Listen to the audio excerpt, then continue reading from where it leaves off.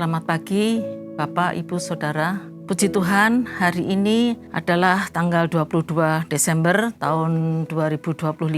Bertepatan dengan hari ini, setiap tahun tanggal 22 Desember, bangsa Indonesia mempunyai dan memperingati apa yang namanya Hari Ibu, yaitu suatu hari untuk menghargai dan menghormati kaum ibu, di mana pada waktu itu ikut berjuang menuju kemerdekaan Indonesia. Tetapi jauh sebelum itu, lebih dari 2000 tahun yang lalu, Alkitab mencatat dan memberitakan tentang peran wanita, peran ibu, kaum ibu dalam keterlibatannya dalam rencana Allah untuk mewujudkan kasih Allah kepada orang berdosa dengan mengaruniakan anaknya yang tunggal. Barang siapa yang percaya dan bertobat dan menerima Tuhan Yesus sebagai Tuhan dan Juru Selamanya, ia akan beroleh hidup yang kekal. Yohanes 3 ayat 16. Saya bacakan, demikian bunyinya. Karena begitu besar kasih Allah akan dunia ini, sehingga ia telah mengaruniakan anaknya yang tunggal, supaya setiap orang yang percaya kepadanya tidak binasa, melainkan beroleh hidup yang kekal. Bapak, Ibu, Saudara yang dikasihi Tuhan, dalam rencana besar ini, kasih Allah kepada orang berdosa, semua orang berdosa, Allah telah memilih Maria untuk menyatakan dan mewujudkan rencana Allah itu, rencana yang besar itu, dengan kelahiran Tuhan Yesus. Ketika malaikat Gabriel datang kepada Maria dan memberitahukan bahwa ia akan mengandung dan melahirkan seorang anak laki-laki, hendaklah engkau menamai dia Yesus. Berita ini sungguh membuat kaget, membuat dia bingung. Kok bisa?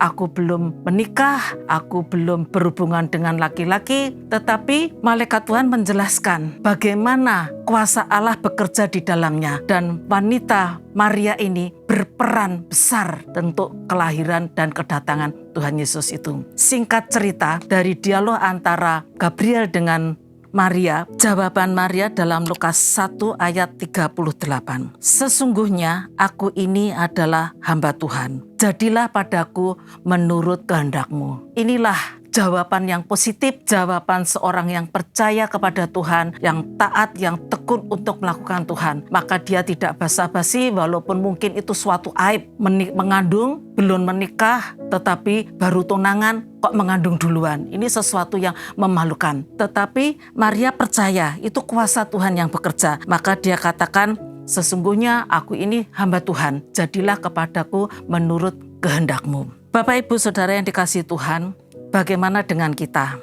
Kita sebagai orang percaya kepada Tuhan, apakah kita bisa berkata demikian seperti Maria? Orang yang percaya kepada Tuhan tidak hanya sekedar mengaku percaya, tetapi juga melakukan apa yang Tuhan kehendaki. Siapapun kita sebagai orang percaya, kita siap melakukan firman Tuhan dengan taat dan tekun melakukan kehendak-Nya dalam kehidupan sehari-hari. Khususnya kaum wanita, kaum ibu yang hari ini sedang memperingati Hari Ibu. Tetapi siapapun orang percaya yang menerima Tuhan Yesus dan yang melakukannya, itulah yang berkenan di hadirat Tuhan.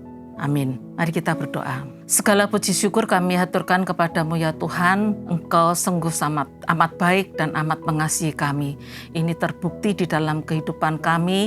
Engkau telah mengaruniakan anakmu yang tunggal bagi kami semua orang berdosa. Dan engkau memberikan jaminan kepada kami hidup yang kekal. Terima kasih untuk kesempatan ambil bagian di dalam melakukan kehendak Tuhan.